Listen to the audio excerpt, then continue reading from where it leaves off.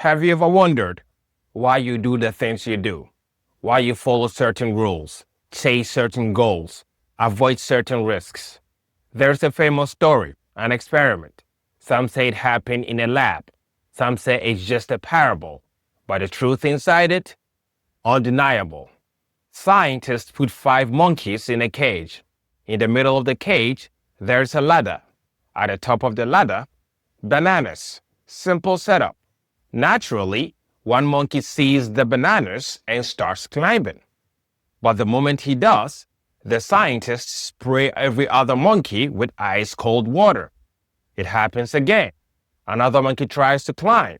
Again, the whole group gets soaked. Very quickly, the monkeys learn the rule. Climbing the ladder equals pain. So the next time a monkey even looks at the ladder, the others drag him down and beat him up. Eventually, the bananas just sit there.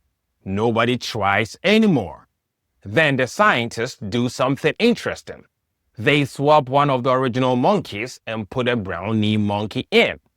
The new monkey sees the bananas. He doesn't know the rules. He starts climbing. Immediately, the group pulls him down and beat him up. He has no idea why, but he learns. We don't climb the ladder here. One by one, the scientists replaced every original monkey. And every time a new one comes in and tries to climb, beaten. And here's the terrifying part. The monkeys who were never sprayed with cold water, the ones who never felt the original pain, they join in the beating too. Eventually, there isn't a single monkey in that cage who was there for the ice water. None of them know why the ladder is off limits. None of them know why they keep hitting each other. If you ask them why, they would probably say, I don't know. That's just how things are around here. Sounds familiar, doesn't it? We laugh at the monkeys, but we live in that cage. Think about your life right now. Think about the rules you live by, the timeline you think you have to follow, the version of success you're chasing, the things you are afraid to say out loud, the risks you keep talking yourself out of. Where did those rules come from? Did you create them? Or did you inherit them? Most of us are walking around carrying fears that were never ours to begin with, enforcing rules we never agreed to, avoiding ladders because someone somewhere along the line decided it wasn't safe and never questioned it again. Society says, get the safe job, keep your head down, wait for retirement. Why? That's just how things are around here. Your family might say, money is hard to make. People like us don't do things like that. Why? That's just how things are around here. We are conditioned deeply, quietly, by the people around us, by our parents' unhealed wounds, by our culture's collective anxiety, by the invisible weight of the crowd's expectations. And in all of that noise, we forgot who we actually are. We forgot that we are spiritual beings, sparks of the source, with the divine power to create our own reality. I know this personally. I grew up in a typical African household. In my family, the path was already written before you were born. A teacher, doctor, engineer, or lawyer. That was the ladder, the only ladder. My mom is a nurse, and she wanted her son to become a medical doctor so badly that after college, she went out and bought me all the MCAT prep books. She'd already pictured it. Her son, the doctor. But when she realized I wasn't going to do it, she didn't stop there. She went to the church elders. She called in respected family friends, people I genuinely looked up to.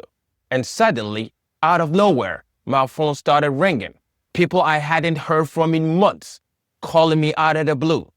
So, you finished college, huh? What are you going to do with your life? You need to think carefully about this, one after another. And here's the thing.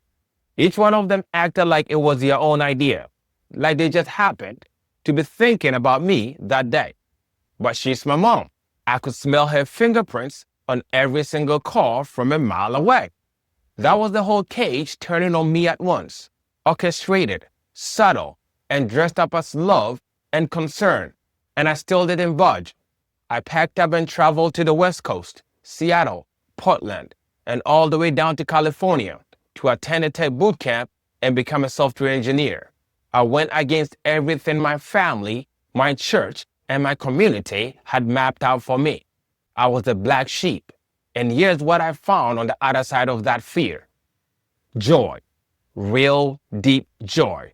The kind that comes from using technology to solve problems, to build things, to bring smiles to people.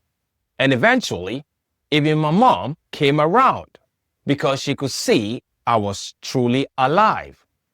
Had I stayed on the family's ladder, I would never have found mine.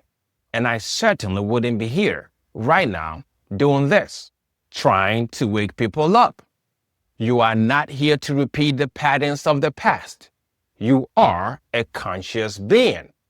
You have the ability to look at the ladder and ask, why not? As Rumi said, why do you stay in prison when the door is so wide open? The cold water is gone. The scientists have left the room. The original threat isn't even real anymore. The only thing keeping you down is the memory of a fear that was never yours to carry. So look at your life today. Look at the places where you are holding back. Are you avoiding the climb because it's actually dangerous? Or are you avoiding it because the monkeys around you are telling you to stay down? It's time to wake up. It's time to question the cage. The bananas are still there. The ladder is waiting. The only question is, are you brave enough to climb? If this hits something real inside you, share it with someone who needs to hear it. And drop a comment below. Tell me one rule you are finally done following. Stay fearless. Stay free. I'll see you in the next one.